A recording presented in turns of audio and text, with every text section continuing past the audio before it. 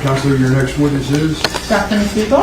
For the judge jury, I need a minute with the attorneys. Please do not discuss the case. Don't form any opinion about the case. Don't allow anyone to discuss the case in presence of the research. Please no hands on the chair.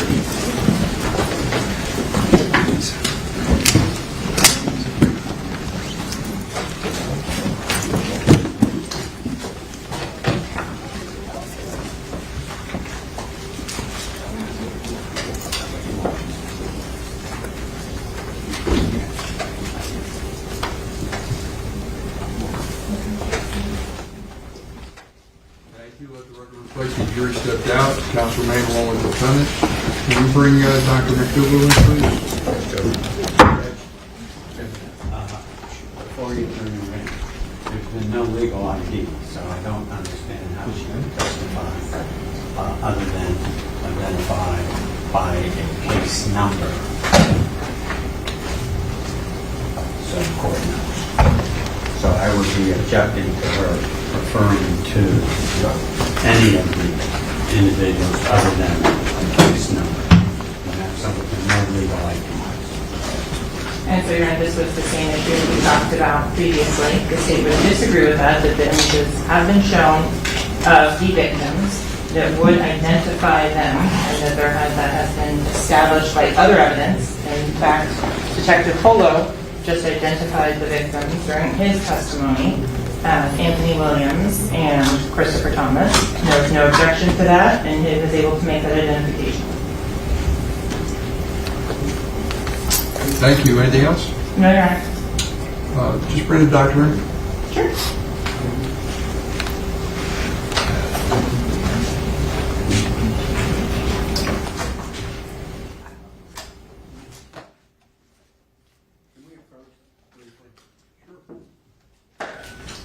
Do you have hand sanitizer around? I'm sure we do. If you're calling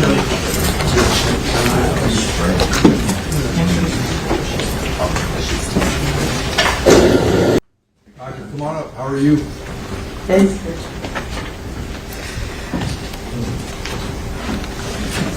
Doctor, we're putting under oath now. Do you solemnly swear or affirm that the testimony you should give in this case should be the truth, the whole truth, and nothing but the truth? I do. Please state your full legal name for the record. My name is Rebecca McDougal, and it's McDougal. Thank you. Thank you.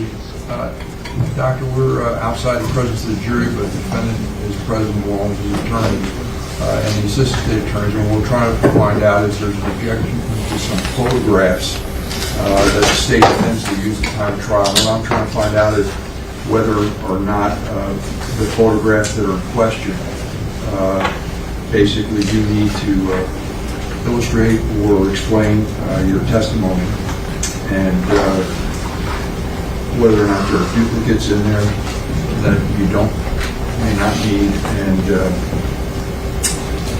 basically if there's multiple photographs suggesting the same thing, to delete the multiple photographs. What I understand the defendant wants, defense counsel wants to also use the least gruesome type photographs. And also I understand there's some of the pictures are external and some are internal, and whether or not you need all the photographs and to explain or illustrate your testimony. That's really what I'm trying to find out. So, Yes, sir. you showed the doctor that the photographs are in question? Yes, Your Honor. Dr. McDougal, these are the photographs from whenever prior to your deposition that were circled at that time. And in terms of Ms. Smith, be so kind, the number on this, there were 136 photos in total in this taken at the time of autopsy, and so we're just seeking to use 28 of them.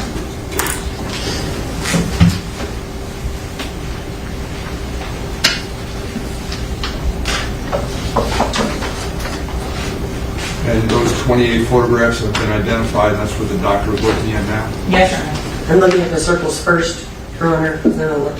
So if they have a tab on them, those are ones in which defense is objecting. If they have a sticky note on them.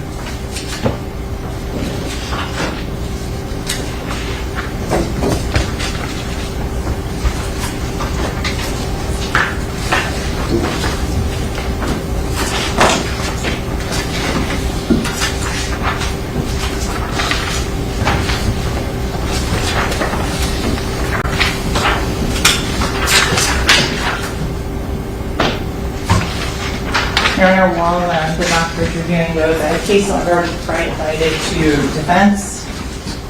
Provide a copy for Your Honor. It's Henderson v. State, 463 7 Second, 196. You gave me Williams v. State yesterday.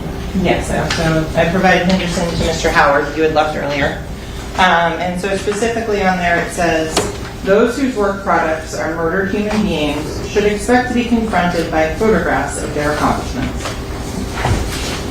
And in the other case that the state cited, which is Williams v. State, found at 70 Southern 3rd 726, the court said, where photographs are relevant, the trial court must determine whether the gruesomeness of the portrayal is so inflammatory as to create an undue prejudice in the minds of the jurors and distract them from a fair and impassioned consideration of evidence. When less graphic photos are available to illustrate the same point, the relevancy standard by no means constitutes a carte blanche for the admission of the gruesome photos. Judge, there's no question that the victims in this case died of gunshot wounds. Primarily one gunshot wound was fatal on each one of the alleged victims in this case. In fact, this doctor will testify, I believe, that this is a rather unusual case in that she could determine which shot occurred first in both of the victims, and they were the fatal shot in both of the victims. Therefore, the introduction of all these other photographs are irrelevant, prejudicial, and we would object to them. Thank you. So Doctor, my question, I guess, is the photographs that were presented to you, they've been marked. How they've been marked, Madam? So defense counsel has placed a sticky note on any that he is objecting to of the 28 that have been selected. Triple C for identification. All right, so if Do you want to do them one at a time? that's what I'd like to do, is if you could show the photograph and, May I approach? Yes, you may. Which photo? Doctor, you're not concerned or intimidated if the attorney Of course not. come up to you? No, I'd rather than see it here so I don't Come on have up. to show it. Just stay 6 feet away. That's fine. So this first picture with the sticky note actually is the face shot with heat number, the ME case number that is unique to this case. So what this does is it shows that this number will be in every single photo. Therefore, I think it's needed. Thank you. And is there any duplicates of that photo showing the case number? Every photo will have this case number, Understood. but this is the face of the decedent. That's how we identify him, and that's what this photo is for. Thank you. So this next series of photographs are the clean hand photographs.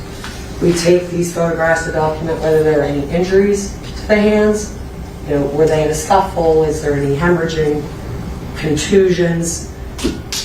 If that's a line of questioning, then I need these photos to show that. And so Dr. McDougal, you said clean hand. If you could explain to His Honor. I can. So, in the course of a suspicious case, when we take photographs, we do what's called overall photographs initially. So those are usually bloody hands, right? Bloody defects, bloody body. When we clean them up, we take a second round of photographs that are clean photographs. So these photographs are the clean photographs. I don't see any blood on any of these photographs. May I inquire as to how many photographs? Once the doctor's finished. Oh, I'm sorry. Yeah, so these are the clean photographs of the hands. So, Are you done, Doctor? I am. Yes, you have a How question. many photographs of the two hands are in that file? So there's a front and back. So there's one front, one palm, and a side. to show every piece of each hand to show that there's no injuries. My question is, how many photos in total of the hands are there?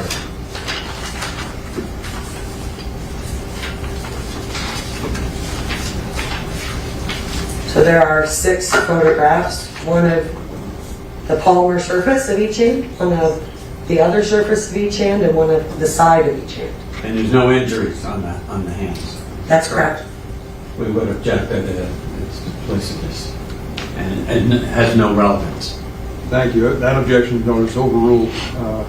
The photographs are, when you say are clean photographs, there's no blood, there's no gruesomeness or anything like that associated with those photographs, counsel. So the objection noted, it's overruled. Did Your Honor rule as to the face establishing It's shot? overruled. Okay. I understand the purpose of it. It's not a gruesome photograph. So these next 2 photographs are of the same wound. The difference is one is an orientation shot, which is this one, and then one is a close-up. If you show just the close-up so I can talk about the characteristics of that wound, there's no way for me to show where it is on the body. I can say where it is, but I can't show it. So if you want an orientation shot so you can show where it is, and then a closer shot so I can explain the characteristics of the wound, then I would say both pictures are needed. And is that what you're suggesting, doctor, that you to show the orientation as well as to a close-up of the injury, that you need those pictures to illustrate that? I do. Thank you. What's next? So, there's 3. You can take one out. Sure. I don't need all 3. And so, doctor, which would be the best one to remove from that set? Okay. Thank you. Is that okay with you? I haven't said a word. I know, I'm just asking.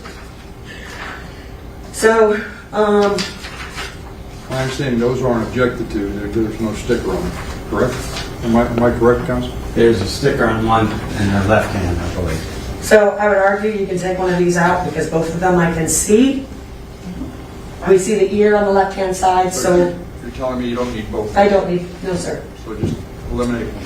And in terms of, is better to have the one with the scale or without? with.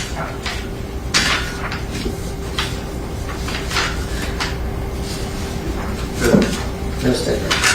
Yeah, no sticker, so I don't know there's an objection to it. Same argument on the 2 pictures of D.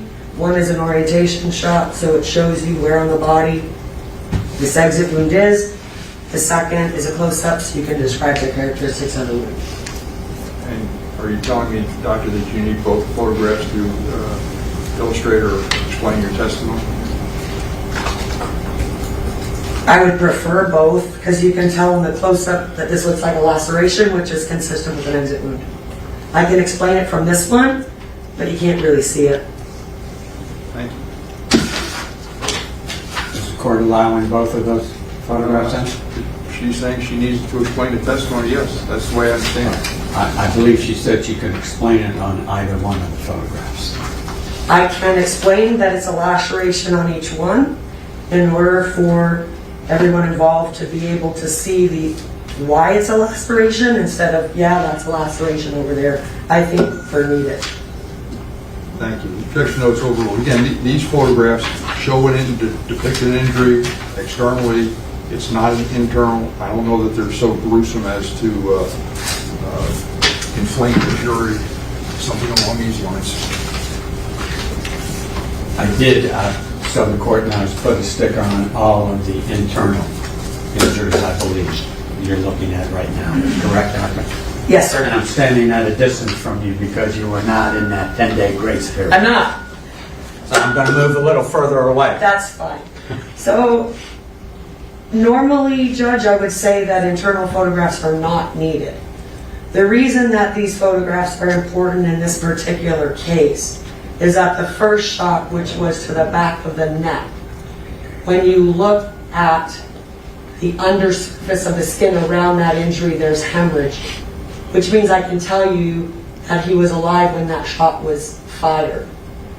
The second shot, third shot went to the shoulder. The second shot that went through the heart and the left lung. The organs prove that there was no heartbeat when those shots were inflicted. So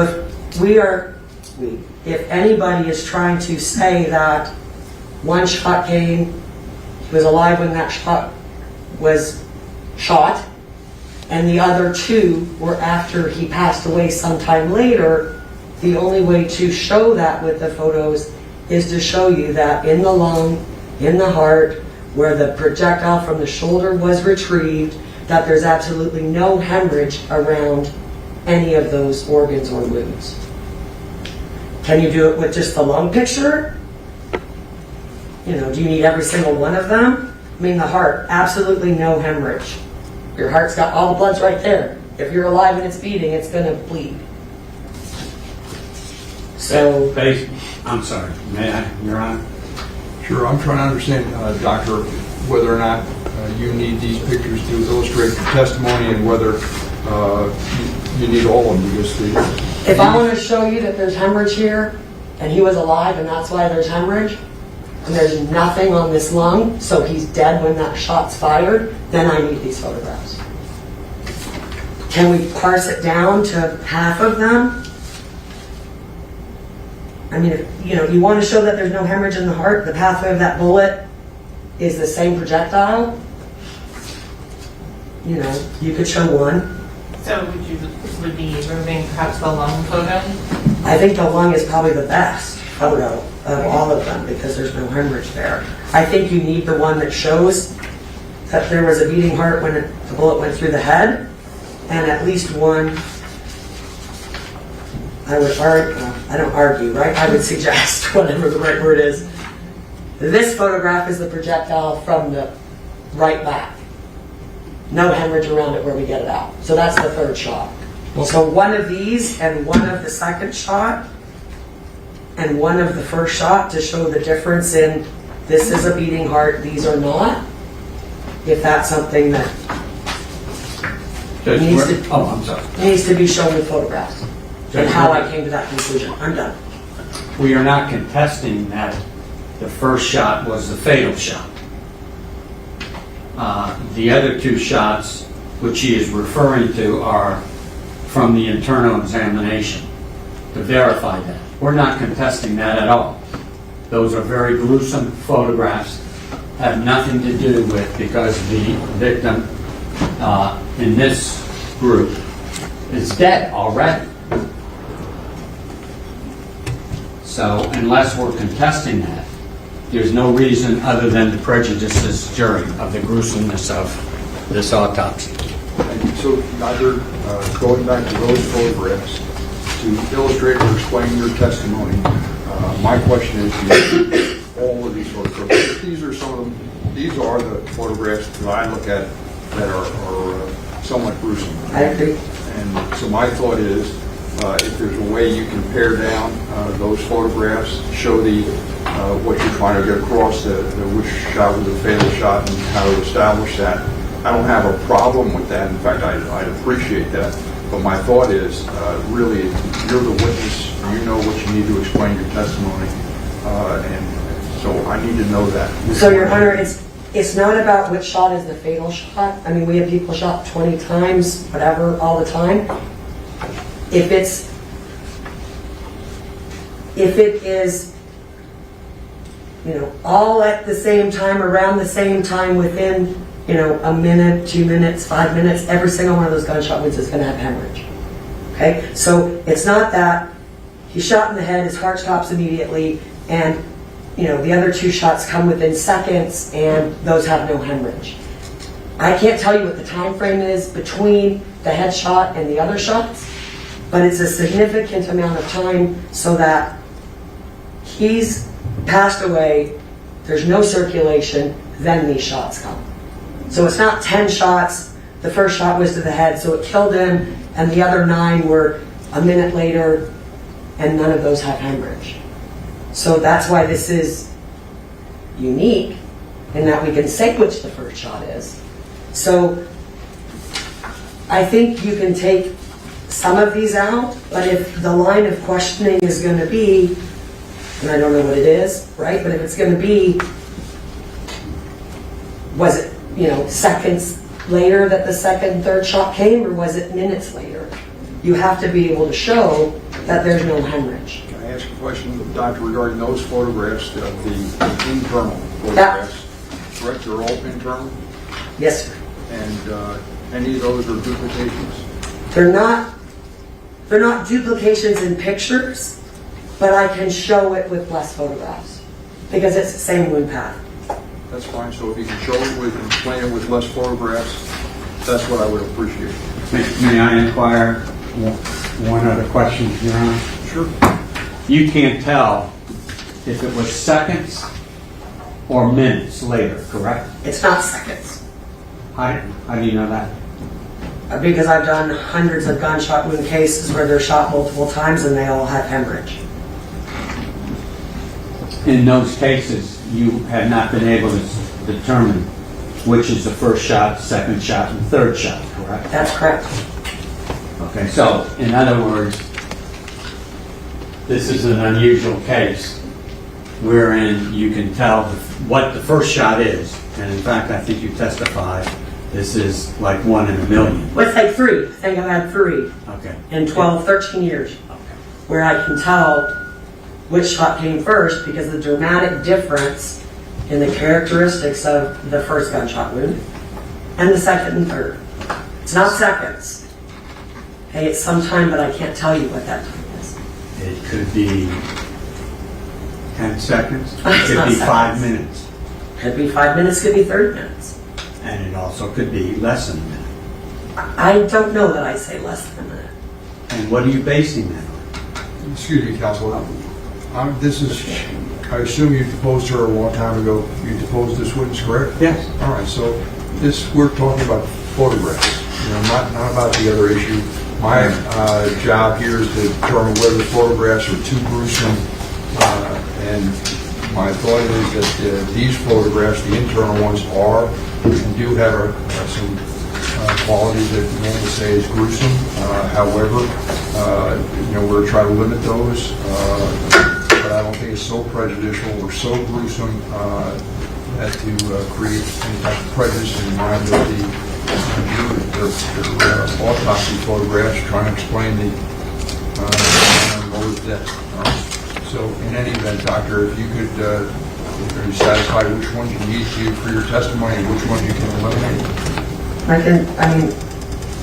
The attorneys can jump up here as well. These are 3 different, well, these are all the same shot. So this is probably it's a lung. That's the one you want? And so to show and so it's clear for the record that as a photo of the lung has been removed from the body, it's not encased in any sort of, you don't see ribs, you don't see blood, you don't see other fatty tissue. It's Correct. internal. And so in terms of the lung shot and the heart shot, are those from the same wound path? Correct. So all of these 4 photographs are from the same wound path. So this is gunshot wound 3, this is gunshot wound 1, and this is gunshot wound 2.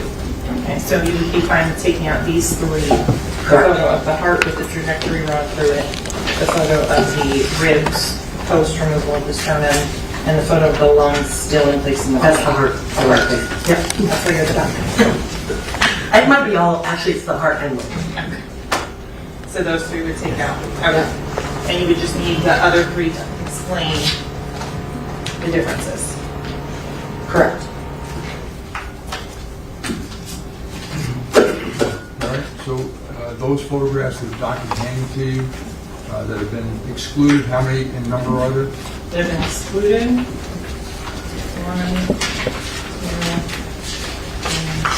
4, 5. So that brings down to 23 photos. Thank you. Doctor, of the 23 photos that are remaining, you're indicating you need those photographs to explain and illustrate your testimony. Is that correct? That's correct. Thank you. All right, so you ready to start again? Yes, and we just need to update the digital version of them. And so the record is clear, Your Honor. May I have a standing objection to those photographs that we've gone over that I objected to? Sure. Can you identify them for the record? Let's just be clear which ones they are. Does the state have any objection to a standing objection? No, Your Honor. So there's no objection to a standing objection, but I just like somehow those ones with the yellow tab that the defense was objecting to be noted. Sure. I'm happy. Yes. That's Ms. Smith had a good idea of numbering them, and then I can refer to them by the number so that there's no question on that. Your Honor, on a side note, can I suggest we let the jury start their lunch while we're doing this? It's 10 to 12. Thank you. Thank you. Madam State, your witness. What do you want to do? I have no. I've already been here 2.5 hours. What's another? You want to start, Doctor? Is that the end? No, it's fine. It's jury's more important. Can I do this? Let me just find out if the jury wants to, there'll be another few minutes. Can I just have my bailiff go in and see if, take a poll with them, see if they want to have lunch or break for lunch or want to continue? Any objection to that? No, sir. Okay. Do you All right. tell them what the next witness is? I'm not going to tell them anything, just find out what they want to do. Okay. How long do you think your direct examination is going to be? Hour and a half. We'll just break for lunch.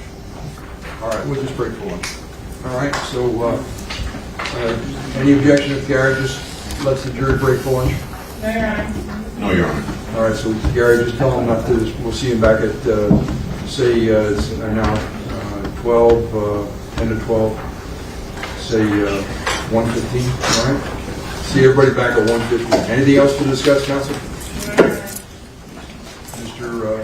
Adelstein, if you could just confirm with counsel which ones you're objecting to, which photographs you're objecting to, what those marked. Yes, sir. You have number. Just the number. What? Been working on it. As soon as I finish numbering.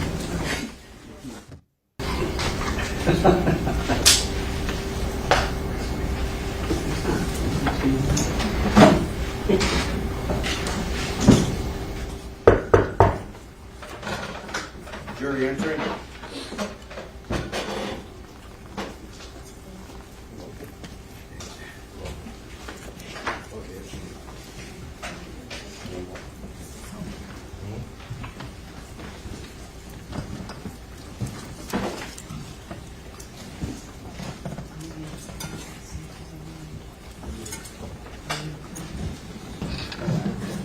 Ladies and gentlemen, thank you. Please be seated.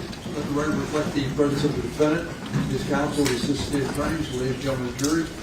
I trust you all had a nice lunch. Ladies and gentlemen, we hope the state is still on its case in chief. I'm going to ask the assistant state attorney to call for the next witness, please. Rebecca McDougal.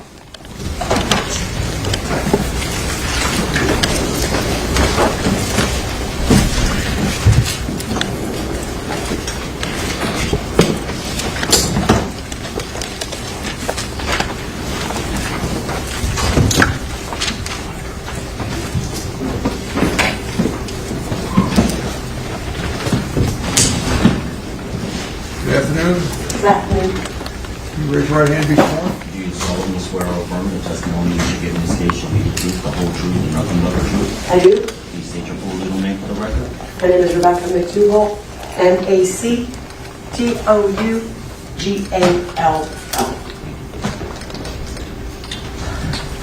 Madam, you're all set? You ready to proceed? Yes, Your Honor. You may. Thank you. Good afternoon, Doctor. How are you? I'm good. How are you? Very well. Can you please introduce yourself to the ladies and gentlemen of the jury? Yes, my name is Rebecca McDougal. And where do you work? I work at the Broward County Medical Examiner's Office. What is your title at the Broward County Medical Examiner's Office? I am the Chief Medical Examiner. How long have you been the Chief Medical Examiner? Right at 2 years. Okay, so June of 2021? June of 21, I was interim. July of 2021, it was official. Okay, with your permission, Doctor, you can do the math because I'm not good at it, so please don't make me do any more. 2 years. Okay, thank you. Prior to being the Chief Medical Examiner, what other positions have you held at the Broward Medical Examiner's Office? So in 2010, I was a fellow, Can you which explain? is your last year of training before you become a forensic pathologist. from July 1st of 2010 to June 30th of 2011. I stayed at Broward County from July 1st of 2011 until November of 2015 as an associate medical examiner. I went up to Palm Beach County and I was an associate medical examiner in Palm Beach County for 18 months. And I came back to Broward in 2017 and I've been an associate there until June of 2021. So 13 years as a forensic pathologist, 2 years as chief. So have you worked at any other medical examiner's offices as well on a temporary basis? Yes, so when I was an associate medical examiner, I did locum tenens, so you go for a long weekend and help in other districts in Florida that are short-staffed. So I did that in Volusia County, and I did it in Pinellas, Pasco County. Can you describe to the ladies and gentlemen of the jury what does a forensic pathologist do? I can. We are charged with determining cause and manner of death in cases that come under the jurisdiction of our office based on Florida statute and administrative code. And what is the jurisdiction of the office that you currently work for as the chief medical examiner? District 17, Broward County. Okay. You mentioned that you determine cause and manner of death. What does that mean? That's correct. So cause of death is the initiating event that leads to death. Okay, if someone has cystic fibrosis, diabetes mellitus, if somebody falls off a ladder and gets a brain bleed, if someone's in a motor vehicle accident and they pass away. So that would be cause. That's cause. So what is a manner of death? So manner of death, there are 5.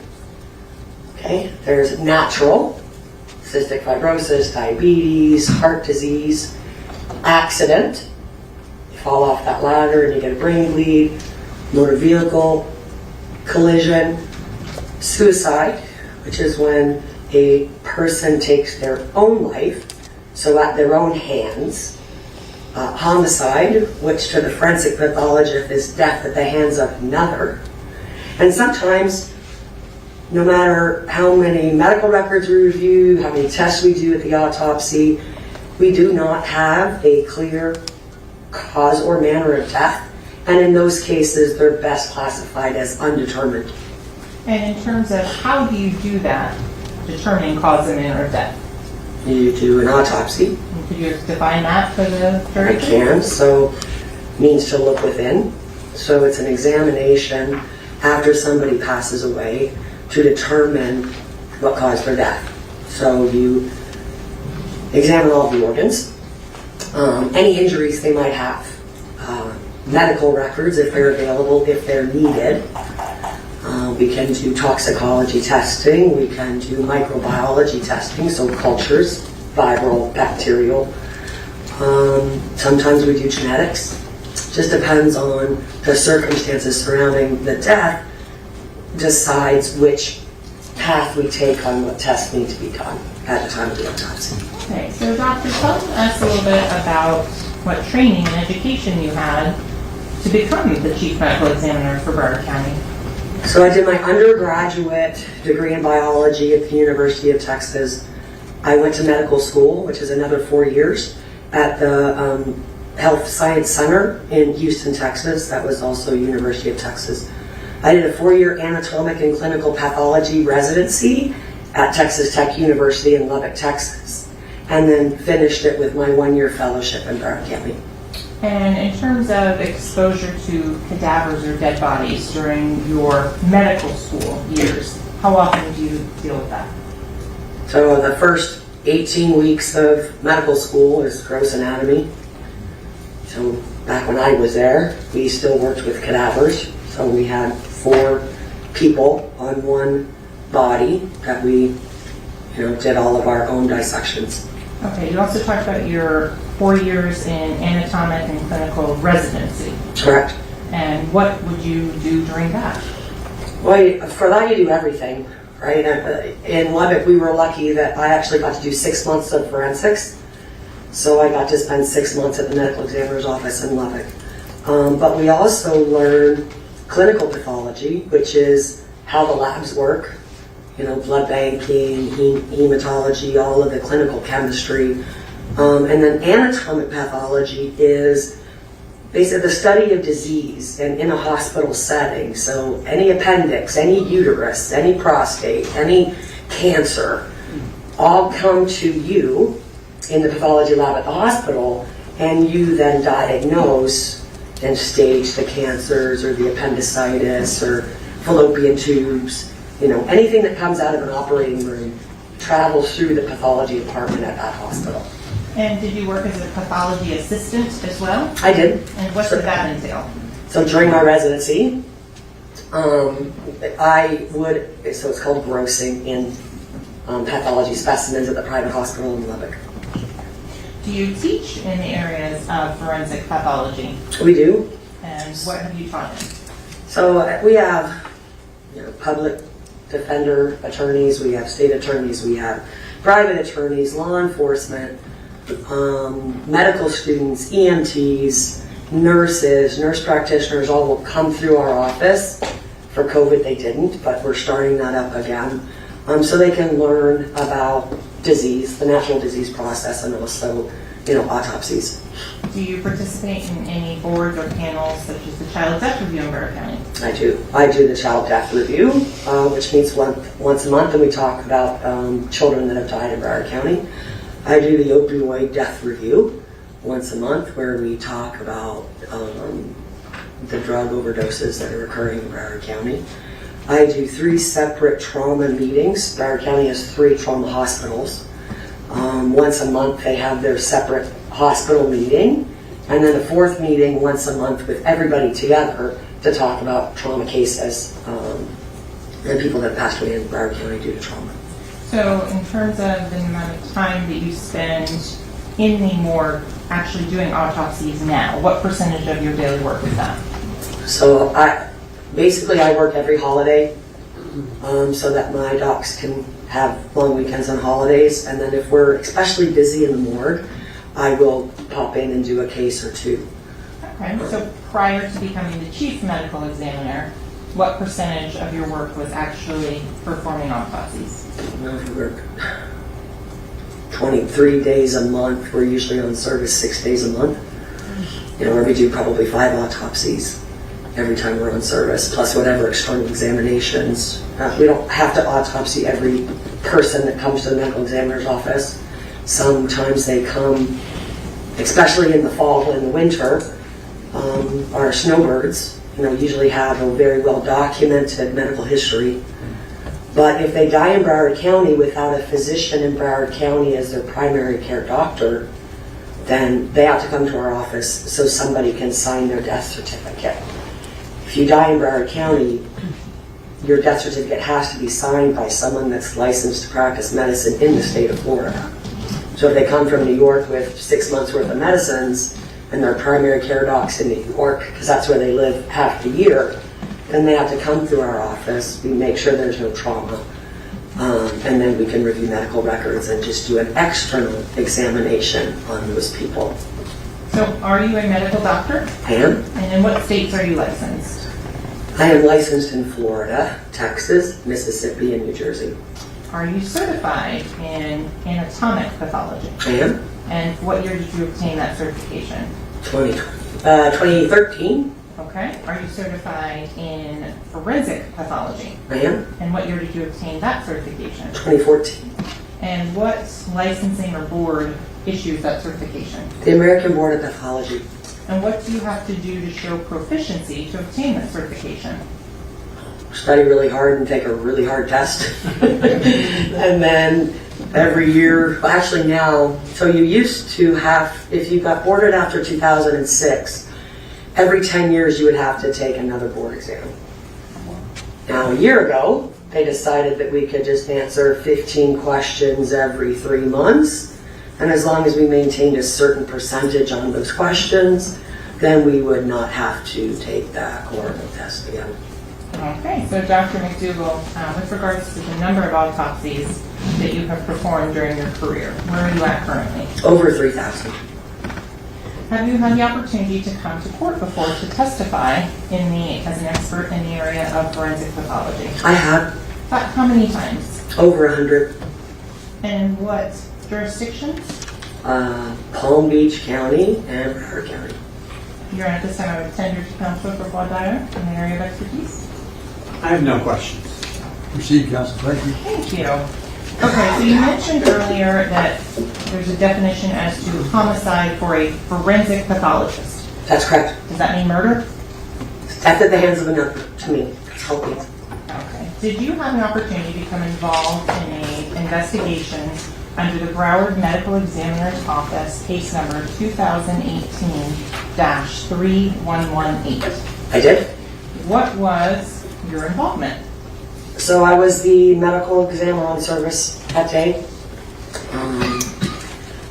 So this case came in at like 4:45 in the morning, I believe, 5 o'clock in the morning. So it becomes my case because anything before 7 a.m. is mine.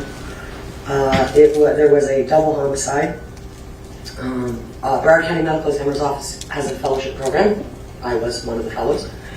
And so I took one of the cases, and our fellow Dr. Sauter took the other case, the companion case in this case. So I did the autopsy on Mr. Williams. Objection. Suggestion.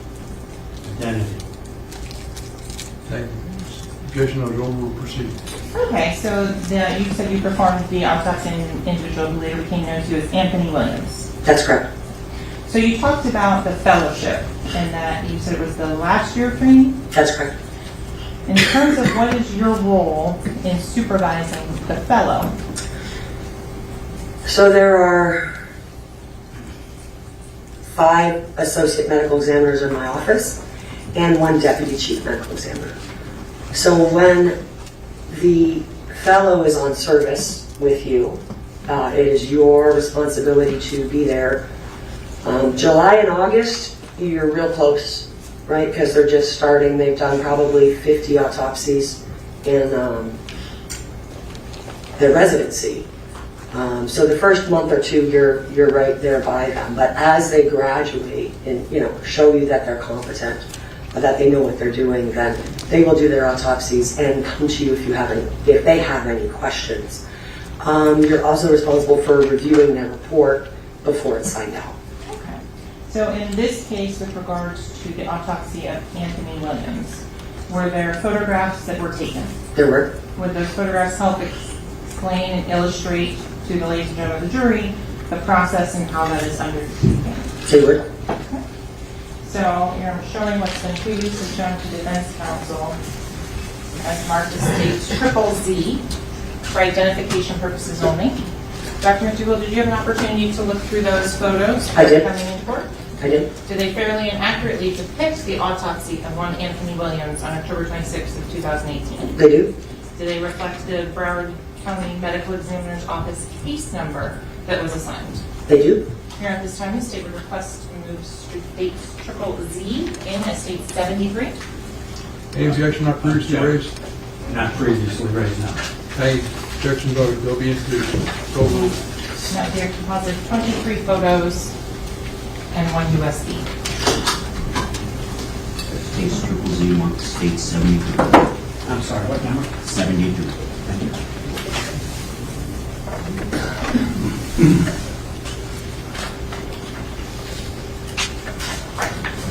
So, Doctor, before we get into the actual photos, can you explain what a scene visit is?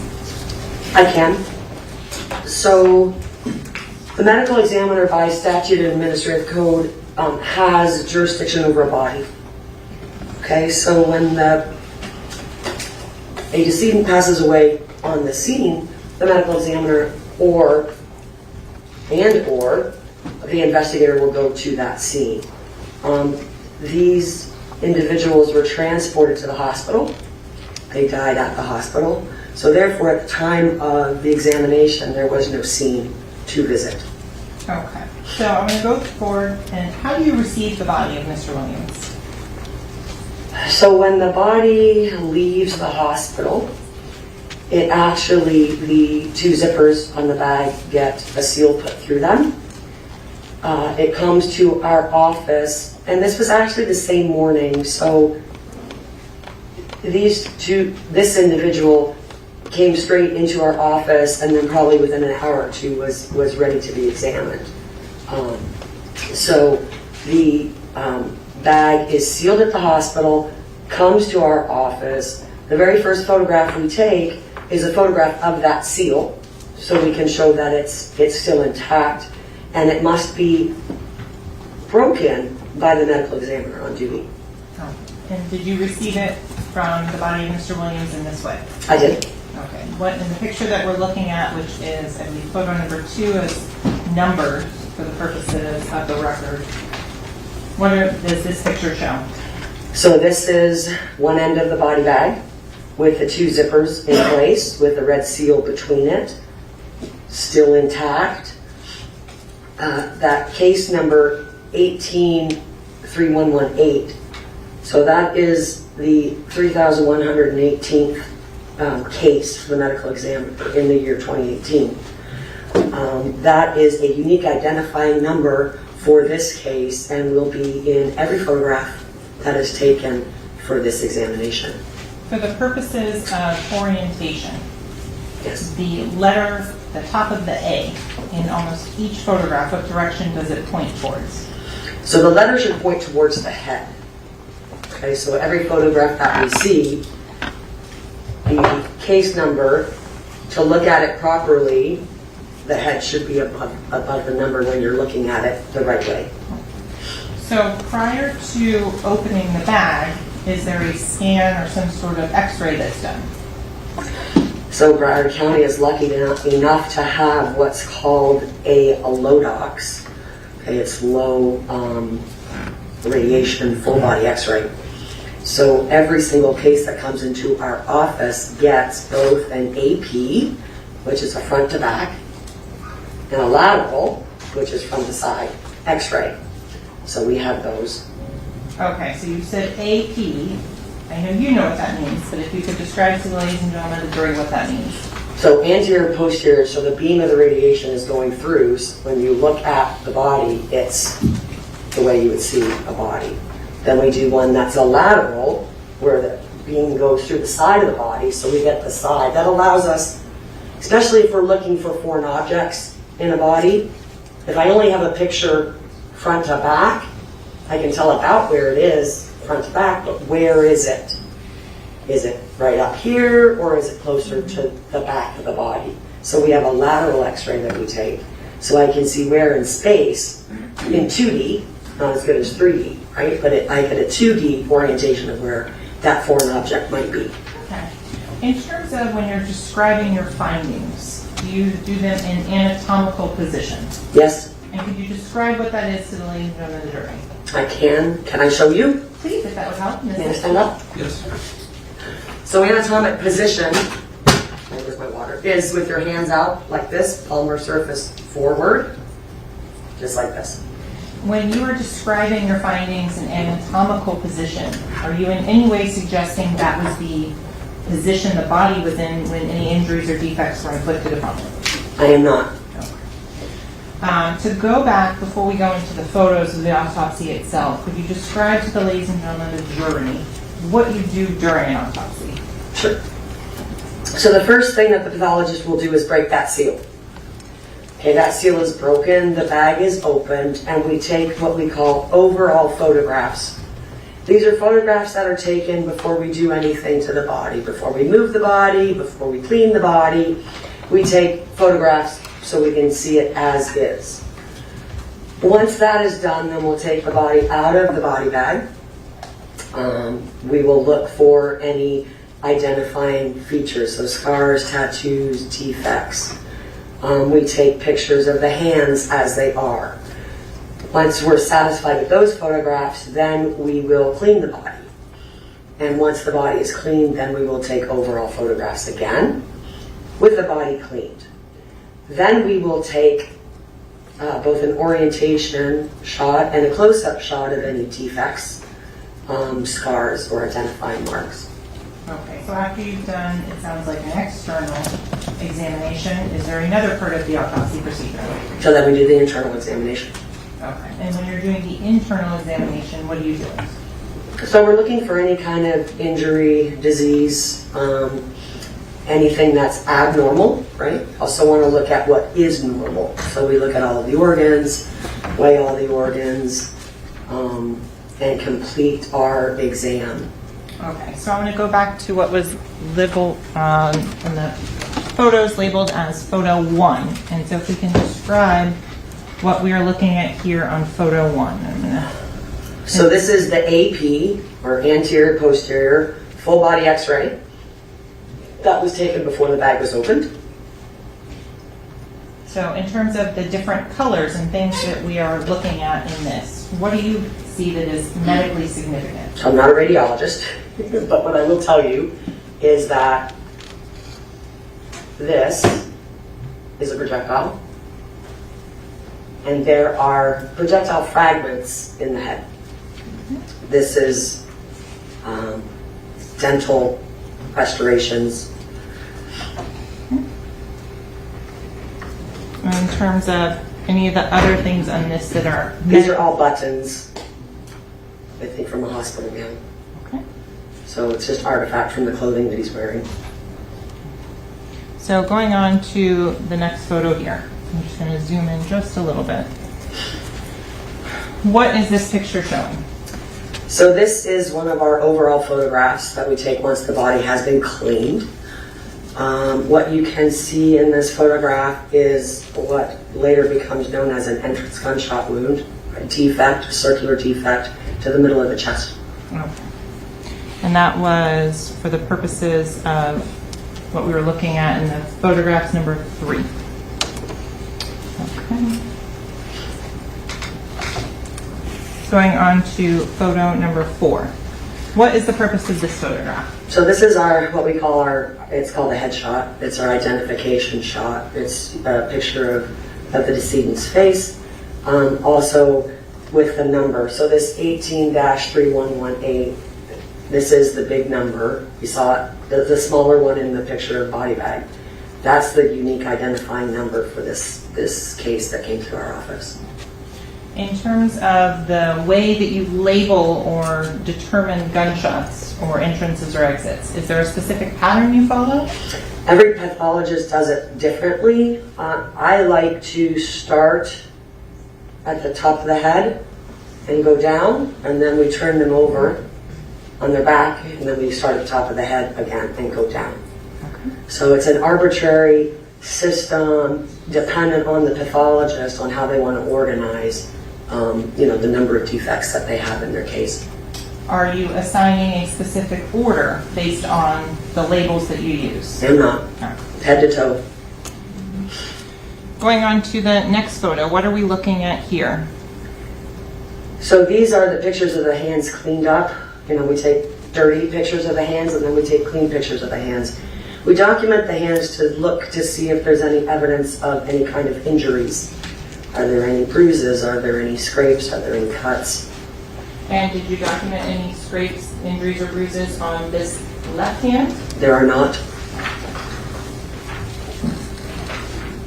And that is photo number 5. Going on to photo number 6. What are we looking at here? So this is the left hand. It's the palmar surface. So we'll take 3 photographs of each hand, at least 3, and 3 if they're negative, right? So the back surface, the front surface, and the side. Okay. And you mentioned the side photo. Moving on to photo number 7. Correct. And in terms of the left hand, were there any bruises, injuries, any defensive wounds of any sort on the left hand? There were not. Can you define what a defensive wound is for the jury? I can. So defensive wounds are usually wounds that are on the extremities. They don't have to be on the hands. They're most commonly on the hands. They can be on the forearms. They can be on the shins. Any part of your extremities that can move to block your core from any kinds of injuries. Okay, so you want to, your feet or your legs, your arms or your hands will get in the way of something that's coming at you, if you're in a fight or something, to keep that part of your body, your core, from being injured. Okay, moving on to photograph number 8. Have we moved on to the other hand now? Now we're on the right hand. So this is the back surface of the right hand, documenting that there are no injuries. Okay, so moving on to photograph number 9. Side of the right hand, no injuries. And photograph number 10. So the inside of the right hand, no injuries. So we're going to move on to what's been labeled as entrance wound B. Can you describe for the ladies and gentlemen of the jury where this wound on this gunshot wound B, entrance wound, is?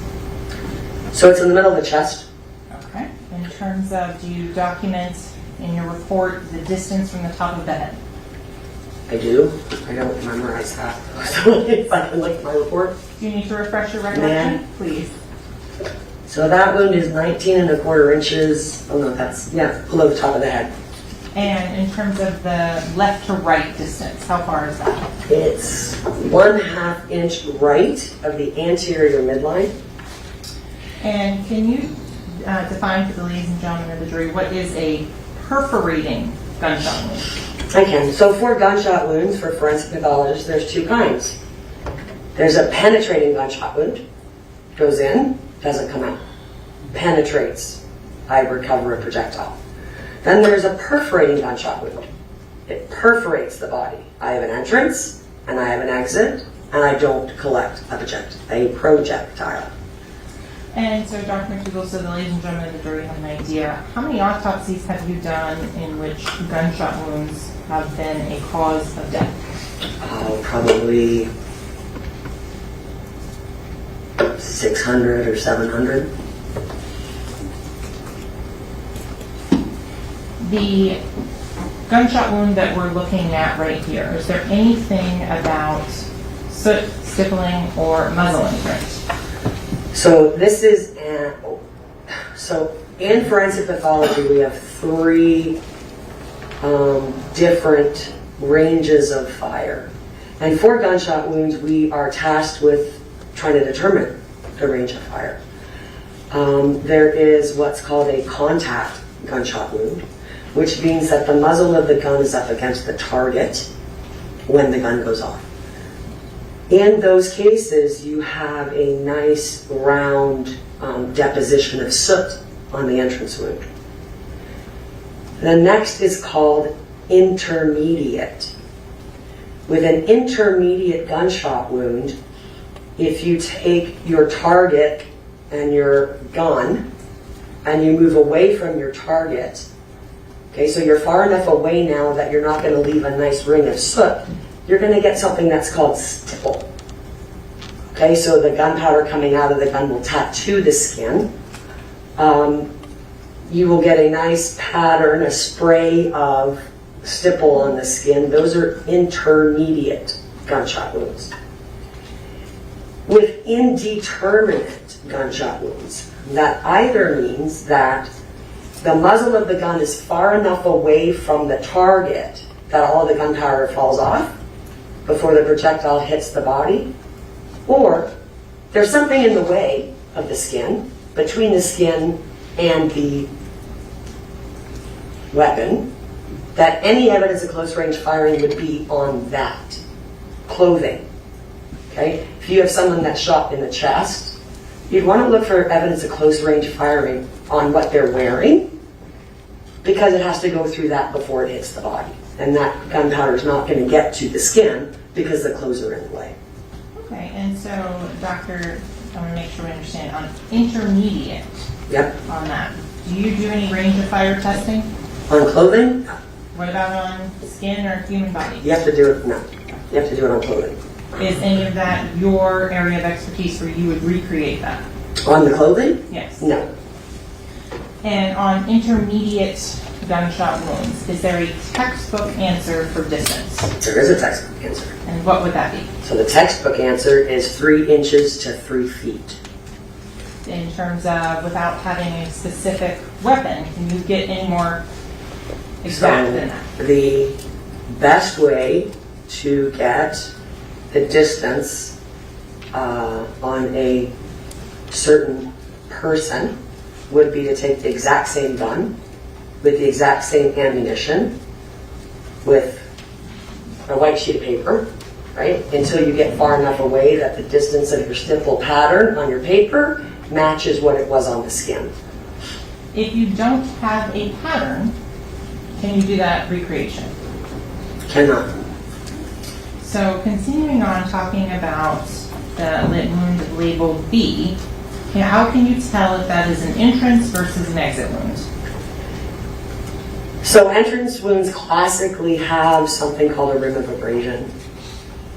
Okay, so on this particular gunshot wound labeled B, I have a marginal rim of abrasion.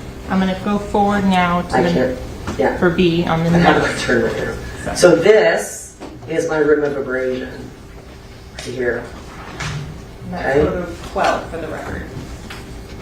So the entrance is right here, and the rim of abrasion is this piece of the abrasion on the skin right there. So Dr. McDougal, why is there more rim of abrasion on one side than the other? So when you're looking at gunshot wounds, what that tells you is that the projectile is coming from that side of the body. Okay, so when a projectile hits a target skin straight on, you'll get what's called a circumferential rim of abrasion, which means the rim of abrasion goes all the way around the circle. Okay, if it enters from the right side of the body at an angle, and then the right side of that circular gunshot wound is going to have a marginal abrasion. If it enters from the bottom, that abrasion is going to be along the bottom. Top, the rim of abrasion will be on the top. Left-hand side, the rim of abrasion will be on the left-hand side. Okay, so I'm going to go back to the previous photo. If you could then explain and show on this what direction the projectile is coming from. So the projectile is coming from his right-hand side. And you're talking in anatomical position? In anatomical position, that's correct. Okay, moving on to the next photo here, which is labeled as photo number 14 on this. What are we looking at in photo number 14? So on the top of his right shoulder is the third entrance gunshot wound. And the third entrance gunshot wound, was that given a label? It was labeled, Is that C? it's a C, yes ma'am. The victim's head is up there by 7. Does that mean he was 7 foot tall? Oh, it depends on where his feet are. Do you document the height and weight of the decedent when he's first brought in? We do. And what was for Mr. Williams? So he's 76 inches in length and 172 pounds.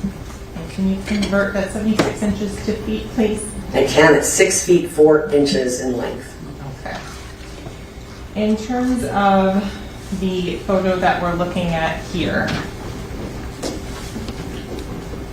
on this particular wound, which is later assigned the label of C, what type of wound is this?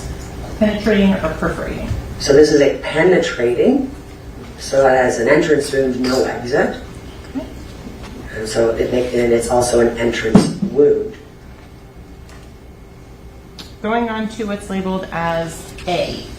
Can you explain to the ladies and gentlemen of the jury where is this wound A? I can. So A is an entrance gunshot wound on the left side of the back of his neck. Would using that demonstrative help to illustrate that on a styrofoam head? You can.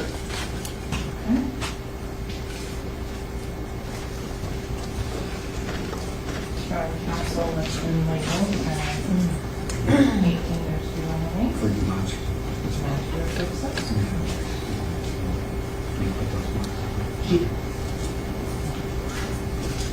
Okay. Dr. McDougal, I'm approaching with what has been labeled as Broward Medical Examiner's Office 18-3118. Correct. Is that consistent with the medical examiner's office number that was assigned for the autopsy of Anthony Williams? It is. Okay. Prior to coming into court today, did you have an opportunity to place markings on this styrofoam head to approximate the locations of the wounds on Mr. Williams? I did. And would this help and assist in demonstrating to the jury what where those wounds were in position on those photographs? It will show the wound path as well. Okay. So, Your Honor, this state would ask if the witness could use the demonstrative. Yes. Again, ladies and gentlemen, this is a demonstrative exhibit. It's not in evidence at this time. The testimony is what the witness says. The demonstrative is used basically to assist the witness in explaining or illustrating her testimony. As I said, the testimony of the witness is the evidence. This demonstrative is not to be considered value as evidence in the case unless it's later received in evidence. Only items that are actually received in evidence would be going back with you to the jury room during deliberations. Okay. Proceed. And so, Dr. McDougal, if you'd be kind enough to show where on that head would be entrance wound A. So the approximate position of that entrance wound is about right here. And you said this was a what type of gunshot wound? This is a perforating gunshot wound, which means I have an entrance and an exit. And where was that exit? The exit is on the right temporal scalp. And how is, I'm going to skip ahead to that exit, which is E. That's correct. Okay. And so is E shown on there? The approximate location of the exit wound on this demonstrative is about right there. Okay. For the wounds A to E, as labeled on the photos, was that wound fatal? It is a fatal wound, yes. Okay. What injuries were associated with the wound track of A to E? So that projectile goes through the scalp, the skull, the dura mater, the brain. There is subgaleal, subdural, and subarachnoid hemorrhage and multiple fractures of the bones of the skull. Okay, so a lot of medical terms. Let's slow down and define them. So what is a subgaleal hemorrhage? So your scalp, right, your head, the skin that's on your head, when you reflect it back, okay, the underside of that is called the galea. Okay, so if you have hemorrhage in the underside of the skin on your head, that's a subgaleal hemorrhage. When you, inside your head is your brain. Okay, what you have a cover on your brain that is called dura mater. Okay, so you have your brain, you have this dura mater, and then your skull. All right, so if I have subdural hemorrhage, sub means underneath, I have blood between the brain and the dura. Subarachnoid hemorrhage, the arachnoid is a very fine membrane that covers the brain, and that is hemorrhage in that space. So there are different spaces within the cranial cavity where blood collects with injury. And so you said hemorrhage. If you could just make sure that that word is defined in your context as a forensic pathologist. So hemorrhage means there's bleeding. Okay, a bruise. If you ever have had a bruise, that's hemorrhage underneath your skin after you bump into something or have some sort of trauma. Okay. So I want to go back to wound A. So I'm going to go back to that photo. On A, is there an abrasion margin? There's a very small abrasion margin around that wound. And is it concentric? It is. And what does that mean? It means it's all the way, it's around the whole thing as opposed to a marginal abrasion, which we saw before, which is just on one part of the entrance wound. This abrasion encompasses the whole entrance wound. The wound track or pattern, were there fragments that were recovered along this wound track? There were. Showing counsel what's been previously marked as stage quadruple B. Dr. McDougal, prior to coming into court today, did you have the opportunity to review the items inside state's quadruple B outside the presence of the jury. I did. Do you recognize what is in there? I do. What is it? Those are the projectile fragments that were collected at the autopsy. And are they in the same or substantially same condition as when they were collected? They are. They have your initial on the evidence tape on the outside. They do. Here at this time, the state would request to move state's quadruple B in as state 74. Is there any objection? No, sir. It'll be admitted. States quadruple B will be marked States 74. So, Dr. McDougal, in terms of this particular entrance wound, how can you tell this is the entrance versus site E? Because it has an abrasion margin, okay, abrasions are usually only associated with entrance wounds. Exit wounds are more commonly lacerated. And when we look at wound E, we'll see that it's a lacerated defect. In terms of any sort of soot, stippling, did you note that on this particular injury? So I called the range of fire on this case indeterminate. Okay? There are, can you go out? Sure. I just want to show. So, you know, indeterminate does not mean distant. Indeterminate means I don't know. So, you know, you could say that might be stipple, that little defect right there. That might be stipple, but that's right around a hair follicle. And if you look over here, there are areas where you can tell there's scarring. So when you look at the nape of the neck, where gentlemen get shaved, you get ingrown hairs, and you can have folliculitis, it's called. I'm not going to say this is intermediate. With 3, maybe 4 ditzels, I call them, that might be soot. I actually took a microscopic section of one of these to try to see if I could see any evidence of gunshot residue, gunpowder, stipple, and the one section that I took was basically the epidermis, which is the top layer of your skin, was normal, and there was some blood underneath it. So I did not get to see what I wanted to see, but that doesn't mean that it wasn't there. It just wasn't in the section that I took. Without a pattern, can you make any sort of medical opinion as to range of fire? I will not, based on 1 or 2, I call them ditzels, say that that for sure is intermediate. In terms of this particular injury, was the individual alive when it was inflicted? Yes, How can you tell that? from the hemorrhage.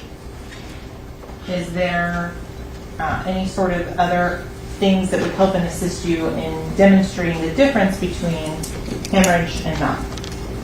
Well, if we look at the other injuries, Okay. So let's move on then to gunshot wound C. so this is gunshot wound C, which was on the back of the right shoulder. Okay, the abrasion collar around that wound is not hemorrhagic. What that tells me is that there is no circulation to that part of the body when that gunshot wound is inflicted. If you think about, you know, an abrasion is a blunt force injury, okay, from an object. It's a friction injury. If you think about riding your bike as a child, falling off your bike, skidding your knee, right? That will quickly turn red and bleed because you've taken off that that top layer of skin. Same scenario here, except I don't have any circulating, I don't have a heartbeat, I don't have any blood circulating to this part of the body, therefore that abrasion stays yellowy white. So Dr. McDougal, can you give any opinion as to how long time frame elapsed between gunshot wound A to E in the head and gunshot wound C? I cannot. Why not? Oh, because I don't know how long it would have taken him to pass away. Is there any medical studies that can be recreated in? We can't do that. You said he is deceased at that point.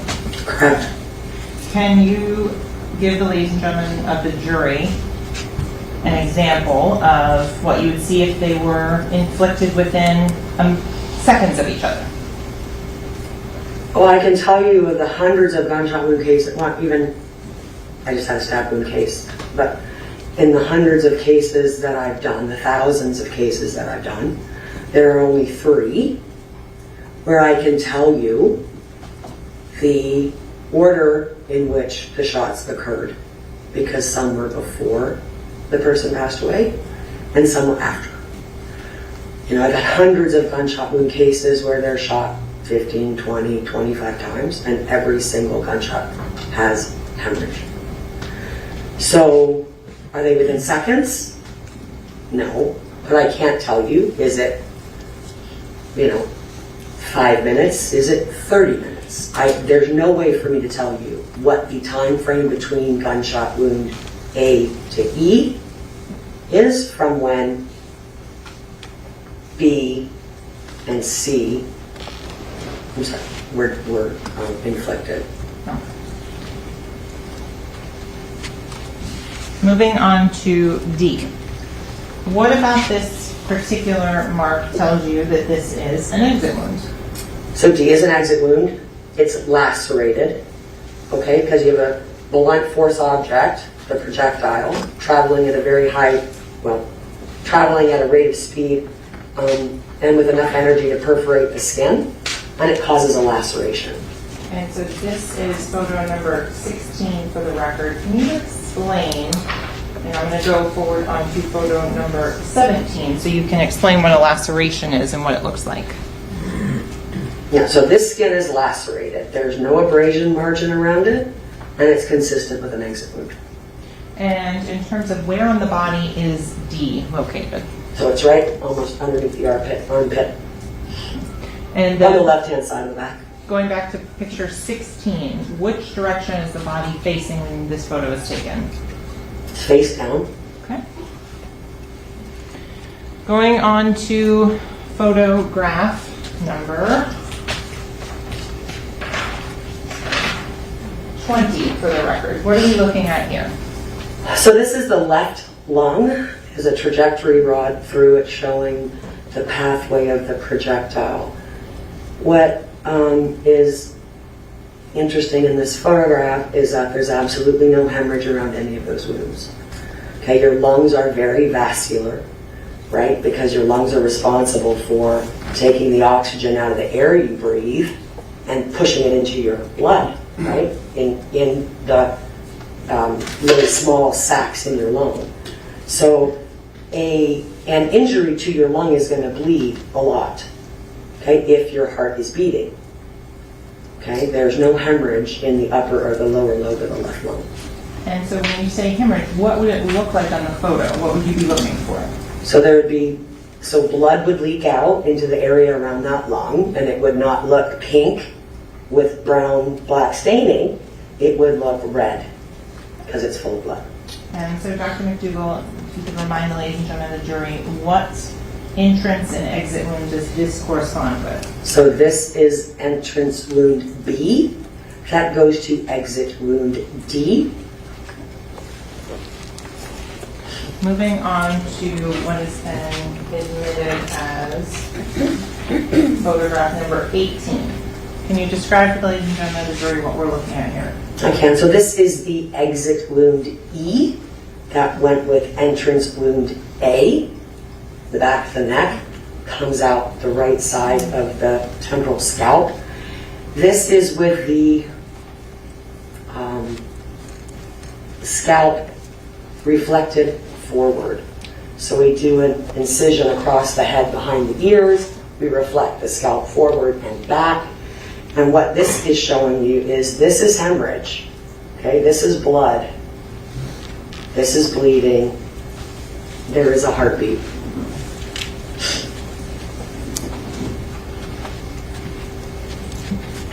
And so with regards to now E, at this point the scalp is back on this photo, which we've already talked about here. Can you explain why this is a laceration? So we shave it to show, because it's consistent with a laceration. There's no abraded margin. it's consistent with an exit wound.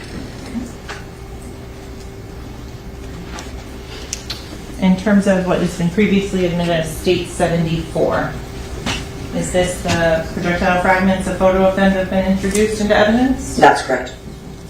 Why do you recover these?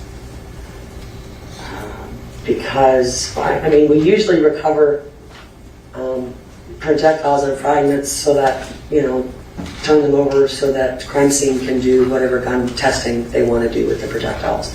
These pieces are probably too small, but it's still evidence. So we collect all the evidence outside of and on the body to give to law enforcement in case they need it.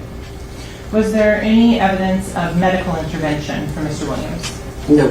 And what would that mean? So sometimes people are transported to the hospital. They still have a heartbeat. And so the trauma team or the emergency room doctors are going to want to do whatever they can do to save that person's life. So sometimes with gunshot wounds, especially, you can have, you know, they can put chest tubes in, they can do a thoracotomy, which is where they open up the side of your, you know, they open up your rib cage to try to get your heart beating again. I mean, there's lots of things that they will do to try to save somebody's life. Were there any, and you said there was none of those in this case? There were not. In terms of the rest of the internal examination, were there any other findings that led to the death of Mr. Williams other than the gunshot wound you talked about? No. At ADE? There are not. Do you collect samples for the purpose of processing for toxicology? We do. And do you do that testing? We have a toxicology lab. I don't do it personally. We have a toxicologist that does it. And did you do that for Mr. Williams? We did. And in terms of the results of that toxicology, what showed up? So he has marijuana, THC, and marijuana metabolite. And can you give any sort of time frame on the ingestion of those I substances? Based on your autopsy, did you come to an opinion as to the cause and manner of death for Anthony Williams? I did. And what was that? The cause of death is multiple gunshot wounds, and the manner of death is homicide. Going forward, were you also involved briefly with the case number 18-3119? I was. And what was your involvement in that in March of 2022? In March Yes. of 2022? So prior to March 8th of 2022, it was brought to my attention that there was a gunshot wound on the lower extremity that we, Dr. Zotter and I, labeled as a penetrating gunshot wound.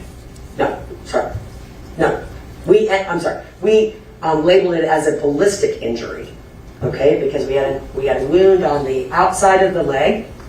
There was no projectile in the leg, and there were just two little ditzels on the full body x-ray. So it was most consistent with a projectile usually hitting something else and then just coming up against the skin to make a rivet in it, but not a projectile that goes through the leg. One of the crimes, Chris was at the... Objection here, sir. Motion comes second.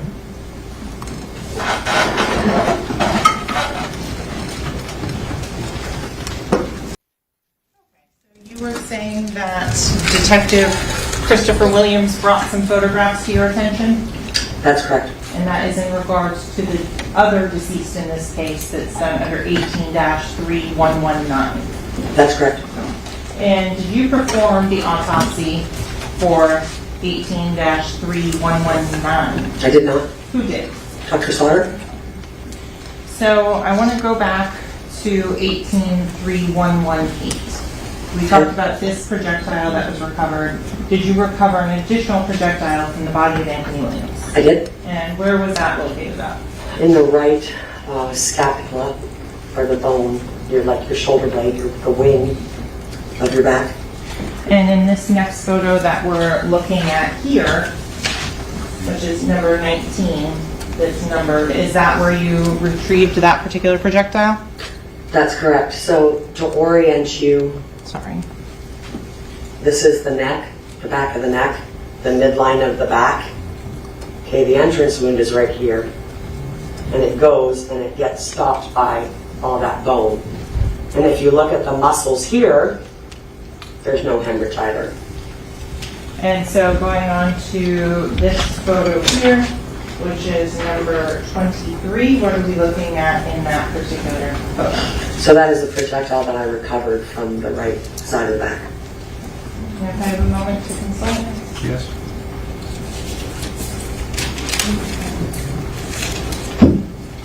And so, Dr. McDougal, just to clear, we talked about B and D.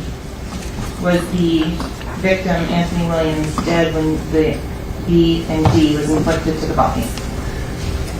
So when gunshot wound B was inflicted, yes, he was dead. And it exited D, so it's one gunshot wound. Correct.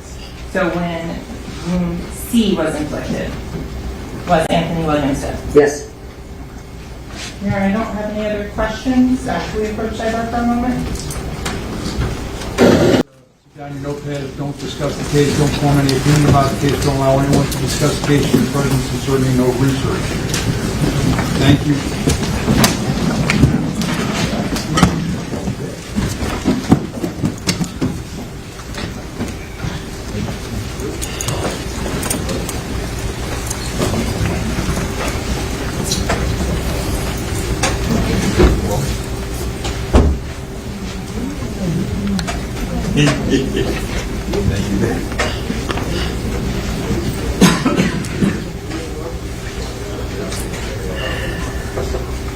All right, let the record reflect that your jury stepped out, counsel remain along with the defendant.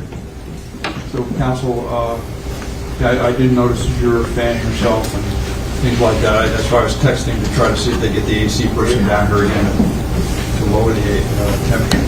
All right, anything to discuss at this point? No, Your Honor. Anything from your end? No, sir.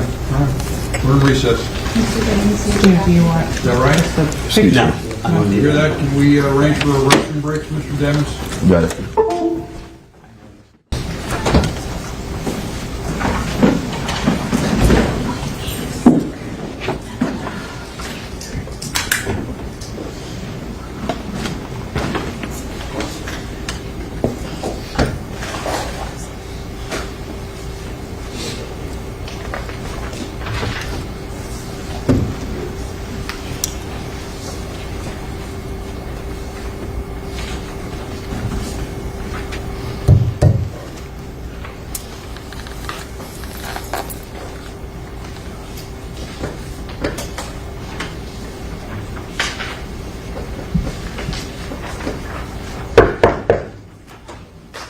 Jury entering.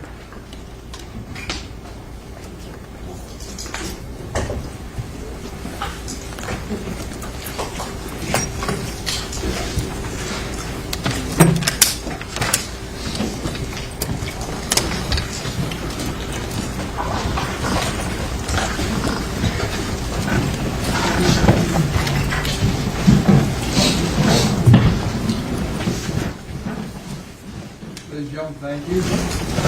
Please be seated. Let the record here reflect the presence of the defendant and counsel, the state attorneys. Ladies and gentlemen, the jury, our witness, Dr. McDougal, remains on the stand. Ladies and gentlemen, as you can tell, the AC has changed its temperature. We contacted them and supposedly they're going to come over and try to get it corrected. It just seems we can't have a happy meeting here. So we're trying, we're working on it.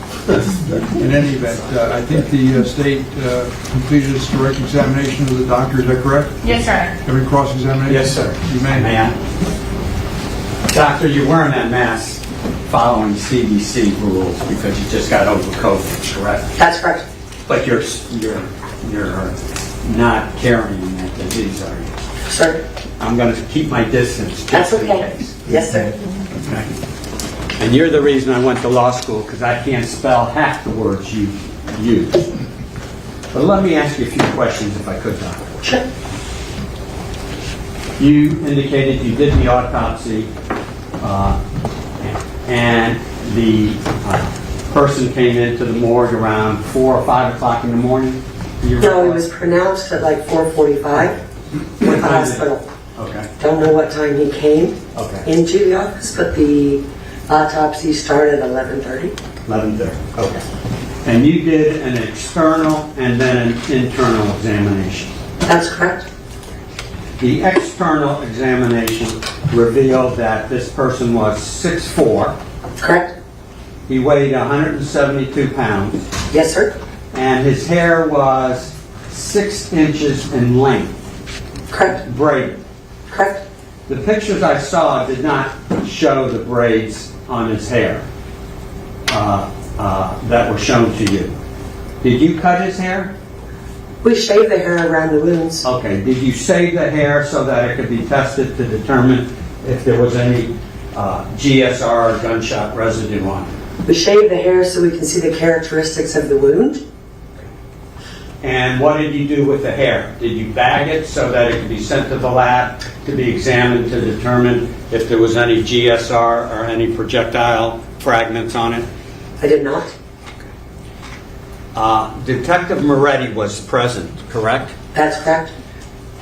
You've been advised he's the lead detective in this case, correct?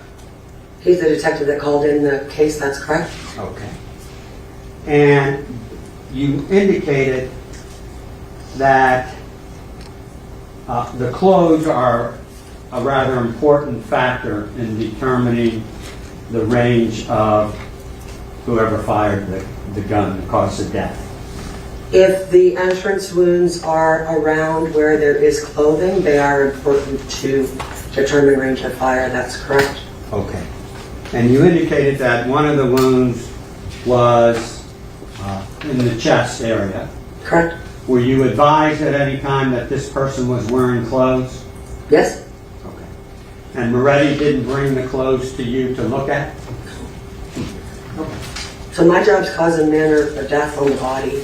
Right? Okay. And the reason I ask that is because the height of the person, the weight of the person, the fact that he had 6 inches of braided hair, and the clothes that he was wearing would assist if anyone attempted to do what is known as a trajectory reconstruction, correct? But you could do a modified gray stain on the clothing to look for gunshot residue. Okay. And those items would be important, would it not, if someone wanted to attempt to reconstruct how the shooting occurred? So my job is cause and manner of death. I'm no expert in reconstruction. Fair enough. Now, you indicated that these injuries, the first injury to the head, what's it? Back to Back that. of the head, was the fatal injury. Right. So in this case, that's the fatal injury because the other two, he was dead when they were Okay. inflicted. So, this person, when he received the other 2 injuries, was already deceased. Correct. Did not suffer any pain from those 2 injuries. He's already dead. Fair enough. Okay. And you indicated that these injuries were indeterminate, Correct. which means, in layman terms, simple terms for me to understand, means that you cannot tell how far away or how close the shooter or shooters were That's correct. when this occurred. Yes, sir. In fact, you don't know if it was 1 shooter, 2 shooters, or more, correct? That's correct. Okay.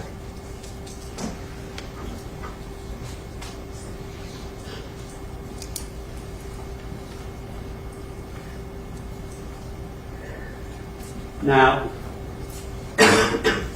I think you told me when I met you back in April of 2022, the day I took your deposition, Yes, sir.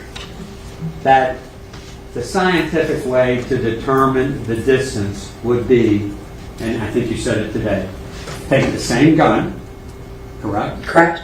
Take the same ammunition, correct? Correct. And then fire that gun with the same ammunition into a white paper or poster or whatever, wrapping paper, until you could get the same type of stippling pattern that you observed on the body, correct? If you have an intermediate gunshot wound, yes, sir. Okay. Do you know if that was done in this case? All 3 of my gunshot wounds are indeterminate. Okay. Determinate, which means you can't tell the number of shooters or the distance. Right. Indeterminate means I don't know the range of fire from looking at the gunshot on the body of the victim.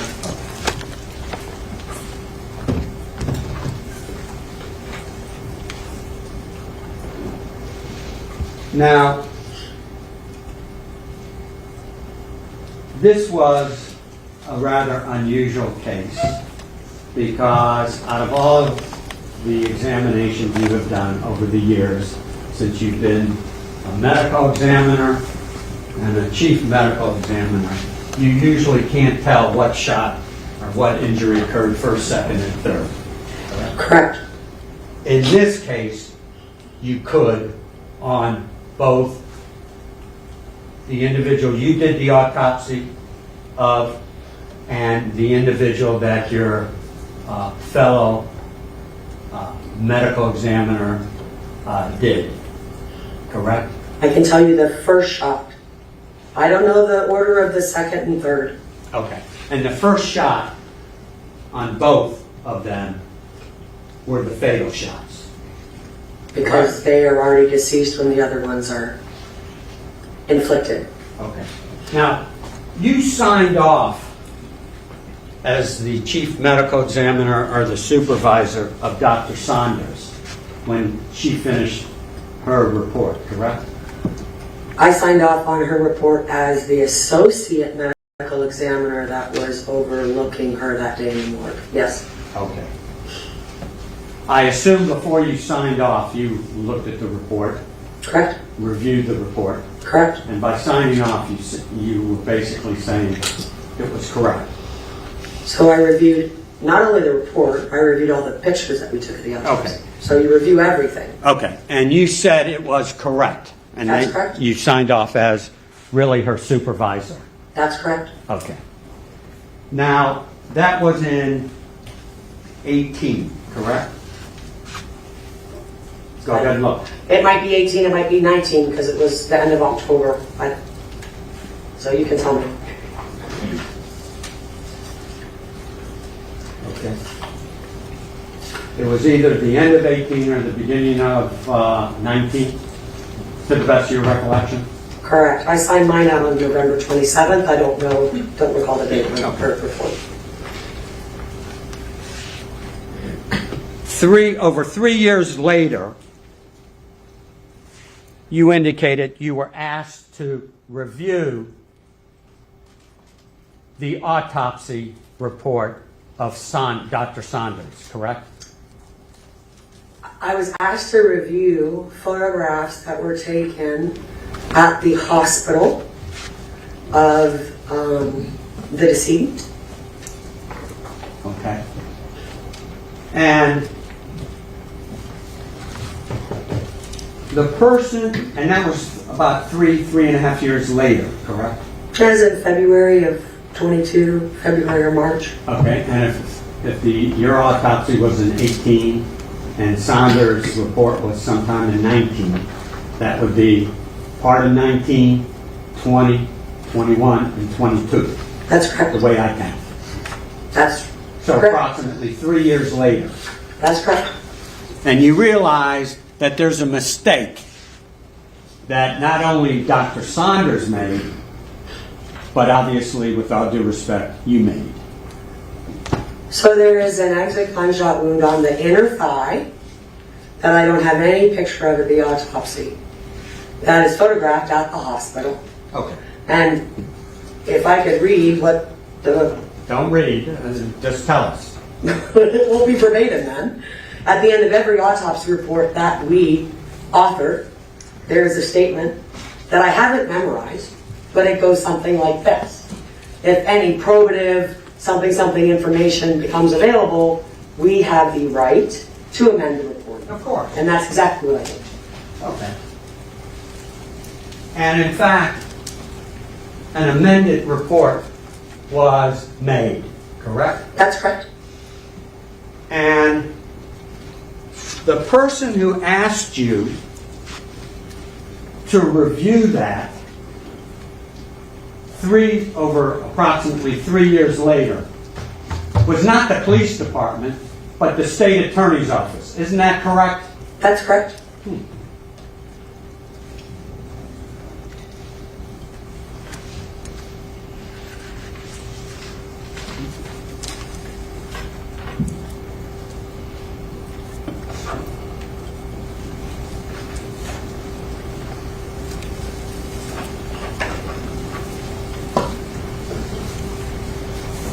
And before you corrected that report,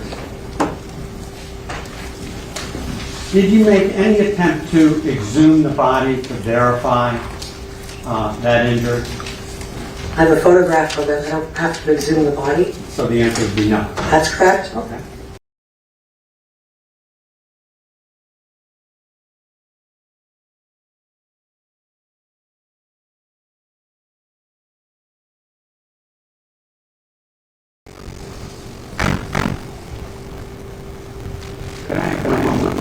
Yes, yes.